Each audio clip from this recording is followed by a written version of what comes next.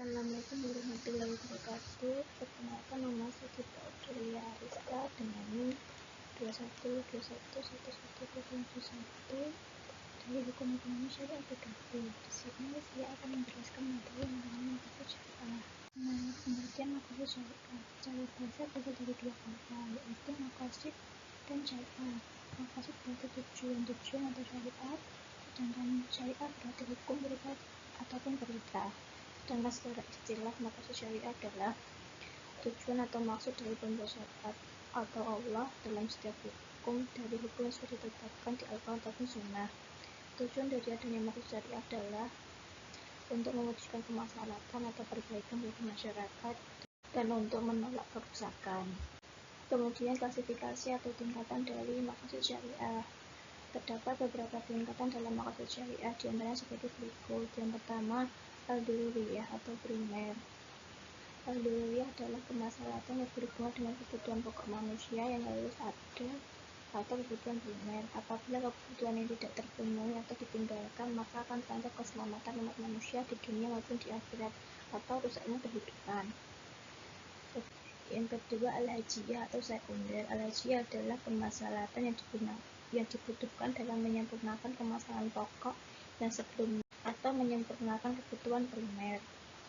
Apabila kebutuhan ini tidak terwujud, tidak sampai mengancam keselamatan, namun akan mengalami kesulitan atau dapat digunakan kebutuhan ini untuk menghindari kesulitan. Contoh al-hajiyah adalah menjamak dan mengkosor jawab ketika dalam perjalanan. Yang ketiga, al-tahsiniyah atau tersier. Al-tahsiniyah adalah kemaslahatan yang dapat melengkapi kemaslahatan sebelumnya. Kebutuhan yang apabila tidak terpenuhi tidak mengancam keselamatan dan tidak pula menimbulkan kesulitan.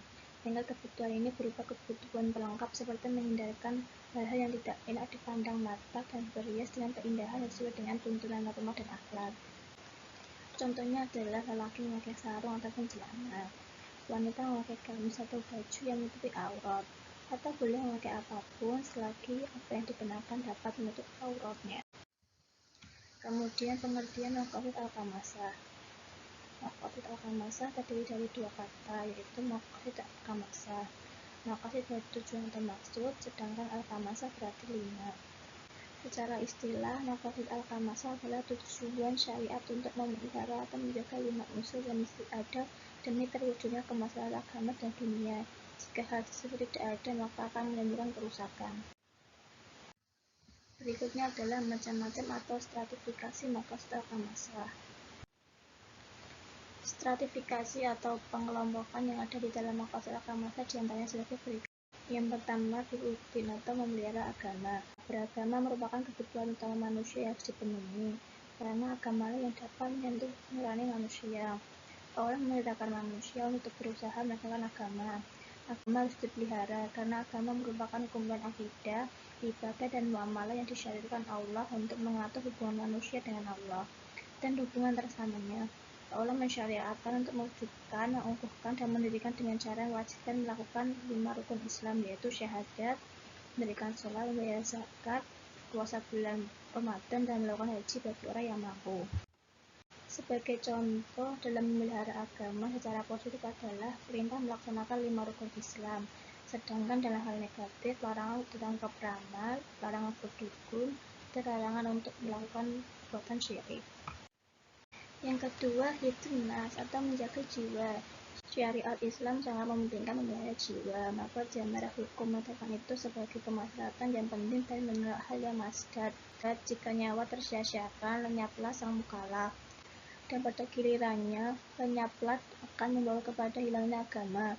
Yang dimaksud dengan jiwa di sini adalah jiwa yang terpelihara. Adapun jiwa yang lain seperti nyawa orang yang diperangi, maka yang bukanlah jiwa yang dipelihara oleh syariat Islam. Sebagai contoh dalam hal positif adalah perintah untuk menjaga kesehatan, perintah berobat apabila sakit, dan perintah menyelamatkan orang. Sedangkan dalam hal negatif adalah dilarang membunuh jiwa orang lain tanpa alasan yang dibenarkan syariat, tidak bolehnya membunuh anak karena takut miskin, dan dilarang bunuh diri. Yang ketiga adalah hifdzul aql, memelihara akal. Akal adalah sebuah nikmat yang agung. Allah memberinya akan membedakan antara manusia dengan makhluk lainnya. Karena itu Allah mensyariatkan untuk menjaganya dan menganjurkan untuk memanfaatkan atau untuk mendapatkan ilmu. Agar dapat menjaganya, Allah melarang segala sesuatu yang dapat merusak dan melemahkan akal. Sebagai contoh, dalam hal positif adalah perintah untuk menuntut ilmu, perintah untuk melaksanakan sholat, dan perintah bersekolah. Sedangkan dalam hal negatif adalah larangan minum khamr dan larangan narkoba. Yang keempat adalah hifzul mal atau memelihara harta. Harta adalah salah satu sebab agar dapat bertahan hidup. Maka dari itu, syariat mewajibkan agar menghasilkan harta dan berusaha untuk mendapatkan harta atau memelihara yang dimiliki. Sebagai contoh, dalam hal positif adalah perintah untuk berhemat, perintah untuk menabung, dan perintah sedekah atau infak. Sedangkan dalam hal negatif adalah larangan untuk mencuri dan larangan berkorupsi. Yang terakhir adalah hifzul nasl atau memelihara keturunan. Memelihara keturunan merupakan kebutuhan asasi untuk kemaslahatan manusia. Memelihara keturunan merupakan bentuk pemeliharaan terhadap kelestarian manusia dan membina mental generasi agar terjalin rasa persahabatan dan persatuan di antara manusia. Sebagai contoh, dalam hal positif adalah perintah untuk menikah dalam rangka memelihara keturunan. Sedangkan dalam hal negatif adalah larangan untuk berzina. Kemudian perkembangan maqasid syariah terkini. Perkembangan maqasid syariah terkait pada implementasi maqasid syariah dalam perkembangan syariah. Berkaitan dengan itu, maqasid syariah merupakan koridor yang relevan sebagai dasar pengembangan sistem, praktik, bahkan produk perbankan syariah di era multidimensi ini.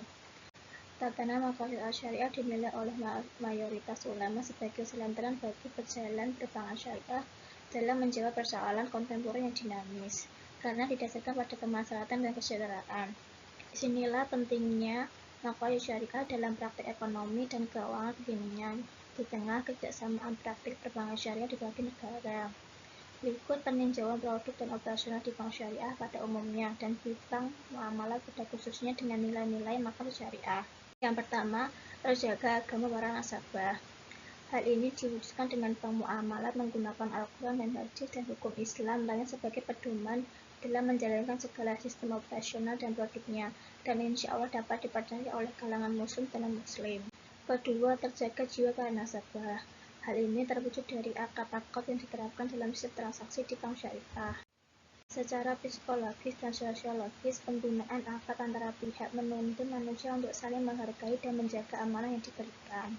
Yang ketiga, terjaga akal pikiran nasabah dan pihak bank. Hal ini terwujud dari adanya tuntunan bahwa pihak bank harus selalu mengungkapkan secara detail mengenai sistem produknya dan dilarang untuk menutup-nutupi barang sedikit pun. Di sini terlihat bahwa nasabah diajak untuk berpikir bersama ketika melakukan transaksi di bank tersebut, ada yang dizalimi oleh pihak bank. Yang keempat, terjaga hartanya. Hal ini terwujud jelas dalam setiap produk yang dikeluarkan oleh bank, di mana bank berupaya untuk menjaga dan mengalokasi dana nasabah dengan baik dan halal, serta diperbolehkan untuk mengambil profit yang wajar. Selain itu, terlihat juga dari adanya penerapan sistem zakat yang bertujuan untuk membersihkan harta nasabah secara transparan dan bersama-sama. Yang terakhir, terjaga keturunannya. Hal ini terwujud dengan terjaganya 4 hal di atas. Dengan demikian, dana nasabah yang insya Allah dijamin halal akan berdampak baik bagi keluarga dan keturunan yang dinafkahi dari dana tabungannya tersebut. Cukup sekian penjelasan dari saya mengenai materi maqasid syariah. Kurang lebihnya mohon maaf. Wassalamualaikum warahmatullahi wabarakatuh.